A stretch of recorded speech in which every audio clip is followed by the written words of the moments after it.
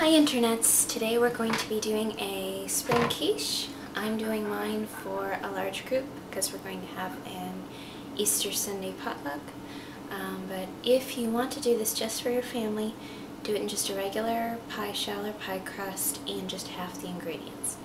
So you're going to start out with 2 pie crusts. You can make them yourself, and later on I am going to do a tutorial making pie crust from scratch, but this time I'm doing them store-bought because I had this great coupon which was $1 off 2 pie crusts, and then they were buy one get one free, so I got 4 pie crusts for $1. I'm so excited.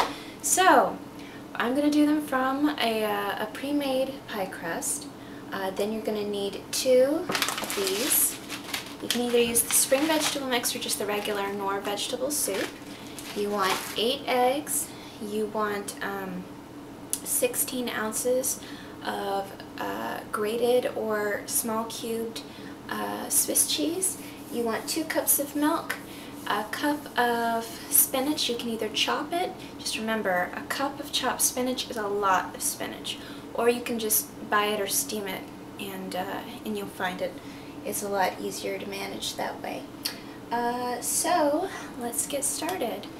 I'm going to take this off the thing here. Actually, I'm just going to kind of adjust it so that it will show what I'm doing. Oh, look what I'm doing. Yay! And I had another coupon for sliced Swiss cheese, so if you are like me and you have sliced Swiss cheese and could not find the grated or didn't want to get a block and grate it yourself, what you simply do is chop it almost like an onion, chopped down this way. You can see I've just been using my knife to chop spinach, so it's got little flakes of spinach on it. And then this way. And this is basically as small as your Swiss cheese needs to be cubed. So you take it from there, you add it into your bowl of ingredients, and if you get the one on the bottom that doesn't come apart as easily, you can just crumble that up and it'll come right apart. Okay, so from here you want to do your eggs in here. Ah! My eggs just exploded. There we are.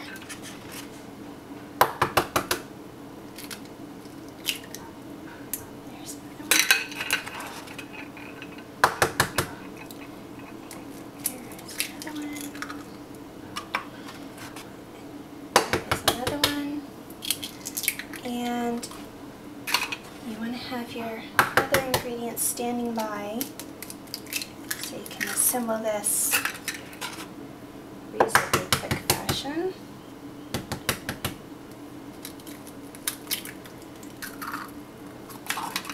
Two cups of milk. Once you have those ingredients together, you want to get a whisk.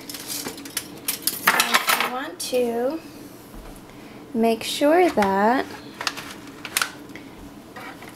your eggs are completely whisked up, because you don't want chunks of white and chunks of yellow. You want everything to be all pretty much one color.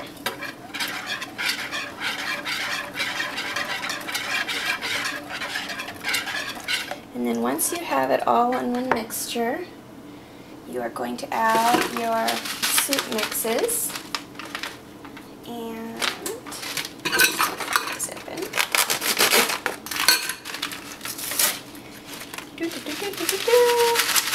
Soup mix. And this recipe, I think, originally came from one of these soup mix packages, but at least I haven't seen it on there recently.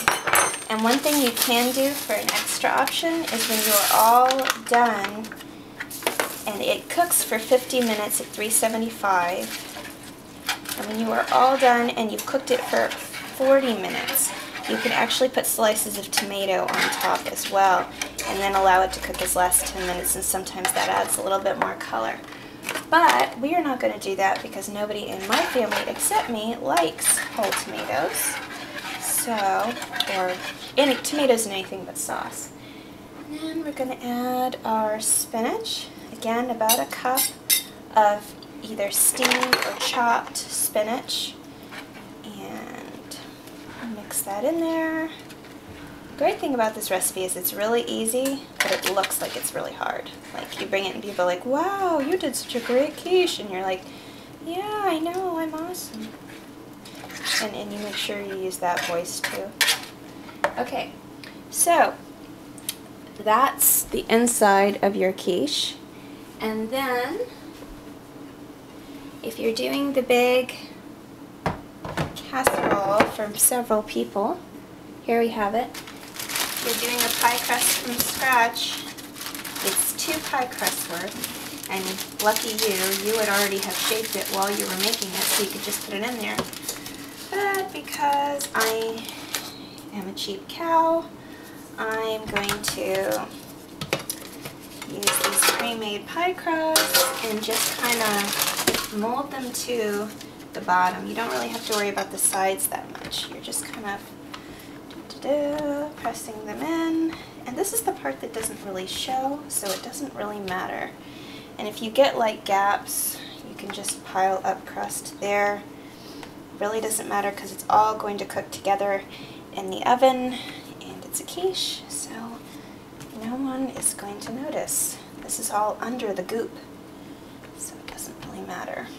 Okay, so now you've kind of pressed it together, and you take your goop and you pour it on top. Yay, goop! Make sure your cheese may stick to the bottom, so just go ahead and scrape that off there. You can do it with a spatula if you're smart, unlike me. And then when you're all done scraping off anything that hasn't gone in there, you just kind of make sure that you stir it into the rest of it so that it goes where it's supposed to, and you have distributed the flavors around. Because the Swiss cheese is really what makes all of this spinach palatable. Spinach is good. A whole bunch of spinach and egg is kind of intense. So then, look, it's an oven! Okay, then you're going to take it and you're going to put it in the oven for 50 minutes. Again, at 375, and if you want to do the, ooh, come on, work with me, camera. If you want to do the, oh heck, just pull it off this way. No, I won't, just kidding. We'll just stay looking at the oven.